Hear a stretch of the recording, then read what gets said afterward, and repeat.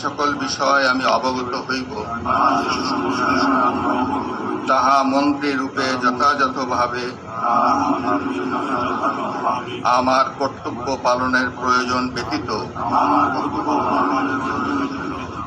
প্রত্যক্ষ বা পরোক্ষভাবে কোনো ব্যক্তিকে জ্ঞাপন করিব না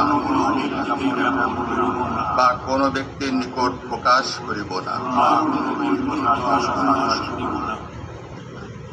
এখন নবনিযুক্ত মাননীয় মন্ত্রীগণকে মন্ত্রীপদের শপথ ও গোপনীয়তার শপথপত্রে স্বাক্ষর করার জন্য পেছনে রাখা টেবিলে বসে স্বাক্ষর শেষে নির্ধারিত আসন গ্রহণ করার জন্য বিনীত অনুরোধ জানাচ্ছি।